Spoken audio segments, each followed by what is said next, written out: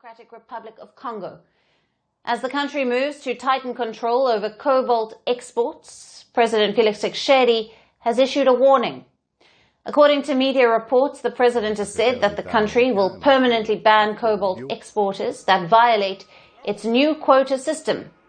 The DRC is the world's top producer of cobalt, which is a critical electric battery metal. Now, the country provided... The global market felt a sudden jolt as the Democratic Republic of Congo made an unexpected announcement that immediately disrupted the world's most critical supply chains. It was a development no major power had predicted, especially not the United States, which had long assumed supply routes were stable and mineral access was secure. The decision to halt cobalt supply did not unfold gradually. It landed like a shockwave, forcing world powers, corporations, and investors to quickly reassess the foundation of modern technology. Cobalt is not a common resource. It is one of the most essential minerals behind the devices and technologies that define the modern era. It powers electric vehicle batteries, strengthens aerospace components, stabilizes smartphone energy systems, supports renewable energy storage, and plays a vital role in advanced military hardware. Without cobalt, nearly every sector pushing the world into a digital, electric future would stall, and the Democratic Republic of Congo is the heart of this global dependency, providing the overwhelming majority of the world's cobalt supply. So when the Democratic Republic of Congo abruptly cut off access, the world felt the immediate sting of a resource it had taken for granted. The shock did not come from uncertainty, it came from the realization that an entire global system had been built on the assumption that this mineral would always be available. Suddenly, that assumption was gone. Tech giants faced uncomfortable questions. Electric vehicle companies had to confront production forecasts that instantly became unrealistic. Renewable energy developers were forced to reconsider timelines that depended heavily on battery storage capacity. The aerospace industry, which relies on cobalt-rich alloys for stability and performance, found itself exposed. Defense analysts began recalculating supply risks for systems that cannot function without cobalt. Markets responded with volatility, reflecting the deep interconnection between the Democratic Republic of Congo's decision and global industry. This moment didn't materialize because of protest or pressure. It emerged from a fundamental shift in how the Democratic Republic of Congo views its own value, its own resources, and its own role in the world.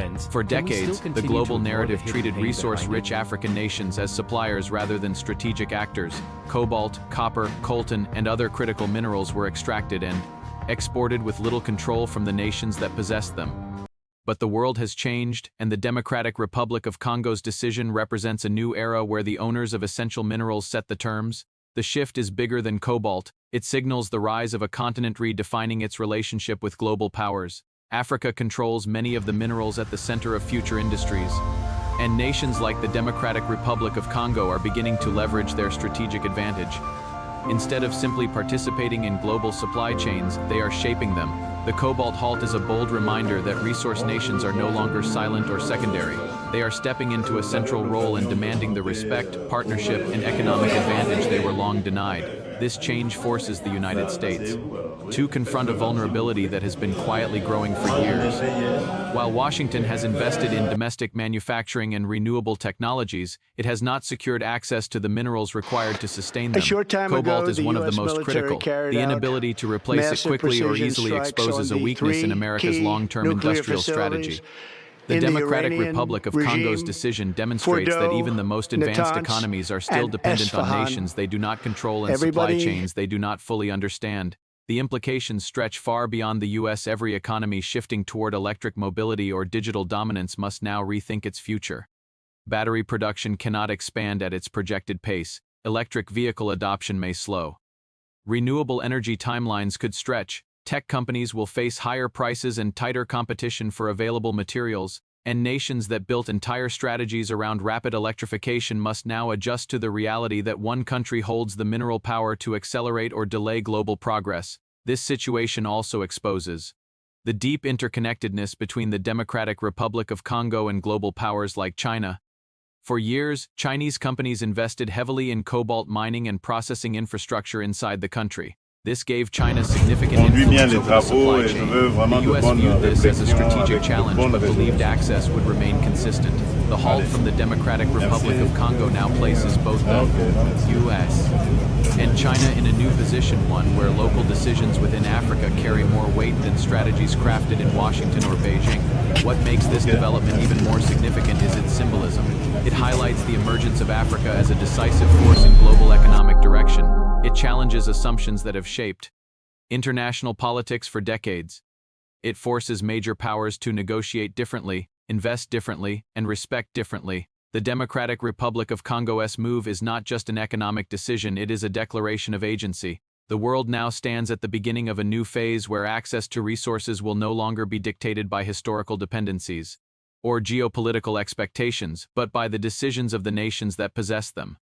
This is a redefining moment for global power structures. It reveals that the future may not be shaped solely by technological advancement, but by who controls the minerals that make that technology possible. As markets adjust, negotiations begin, and strategies shift, one fact remains clear: the Democratic Republic of Congo has changed. A short time ago, the U.S. military carried out It has revealed how fragile the foundations of modern technology truly are, and how quickly the world can be disrupted when a resource-rich nation exercises its right to control its own future. This is not the end of the story. It is the beginning of a new global dynamic, one where mineral power is political power, and where nations, like the Democratic Republic of Congo, can reshape the direction of entire industries with a single decision.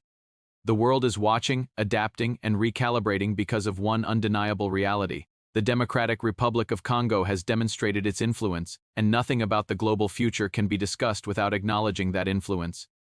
The world entered a period of rapid adjustment after the Democratic Republic of Congo asserted control over its cobalt supply. Governments, corporations, and financial institutions began revising strategies that had depended heavily on uninterrupted mineral access. The initial shock gave way to a deeper understanding that this was not a temporary disruption but a long-term realignment of global resource power. The most immediate reaction came from industries tied directly to cobalt. Battery manufacturers, who had spent years optimizing production lines around Congo's supply, began searching for alternative materials and new partnerships. But cobalt's properties are not easily replaced. Research teams were pushed into accelerated experimentation. Yet no short-term substitute matched cobalt's stability and performance. Companies pursuing innovation suddenly realized they were racing against a clock controlled by a nation thousands of miles away. The electric vehicle sector felt the pressure even more intensely. Automakers that had set aggressive production targets were forced to reassess timelines and adjust internal forecasts. Many of these companies had launched public commitments promising massive EV rollouts within a few years. Now they faced rising costs, uncertain sourcing, and market hesitation. Some firms shifted resources toward hybrid alternatives, while others began exploring direct negotiations with the Democratic Republic of Congo in hopes of securing long-term agreements. Tech giants experienced their own chain reaction. Materials used in smartphones, laptops, and high-performance devices depend heavily on cobalt's unique stability. Supply limitations could push prices higher and slow product cycles. This created a renewed urgency for reshaping global manufacturing approaches. Executives understood that maintaining dominance in the tech sector required securing dependable access to the metals shaping the digital age. Meanwhile, financial markets started treating cobalt like a strategic asset rather than a simple commodity.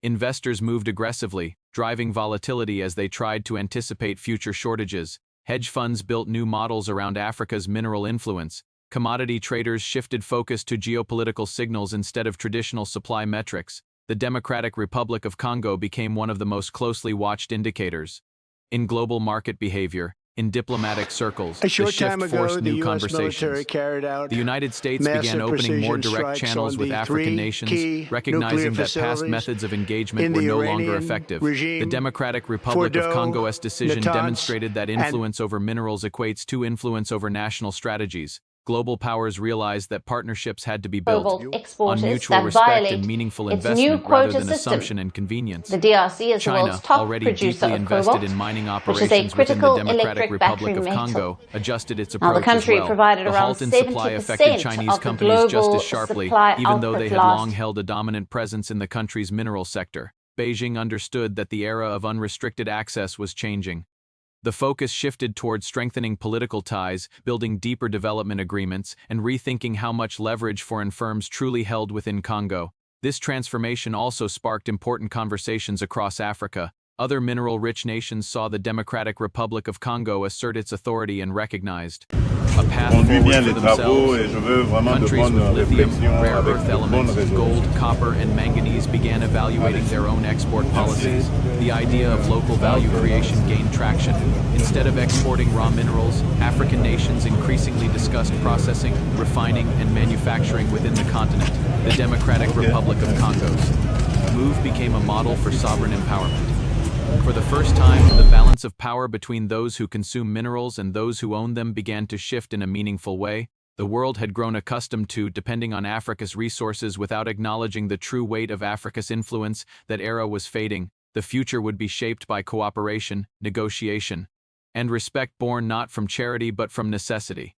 The long-term effects of the Cobalt halt became clear with each passing month. Nations that once overlooked mineral diplomacy began prioritizing it.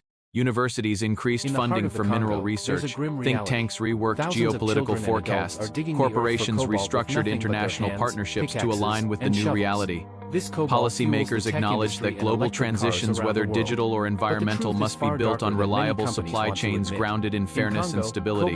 Through all of this, the Democratic Republic of Congo stood at the center of global attention, not as a passive supplier but as a decisive force commanding recognition. The country's stance illustrated that those who control essential minerals hold significant influence over the direction of future industries. It also demonstrated that resource ownership is not simply an economic advantage but a strategic one that shapes diplomacy, innovation, and global competition.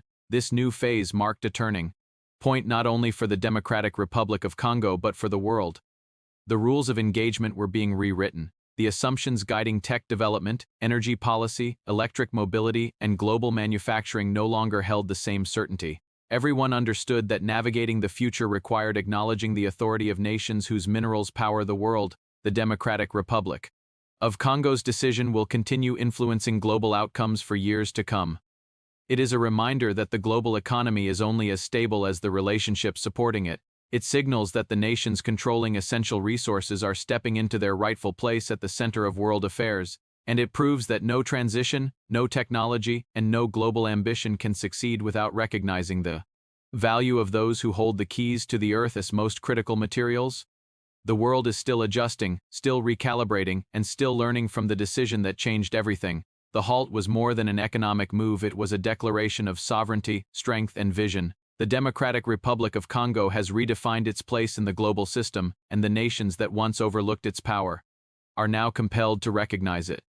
The future of technology, energy, and global progress will no longer be shaped without African influence at the table, and this time the world is paying attention.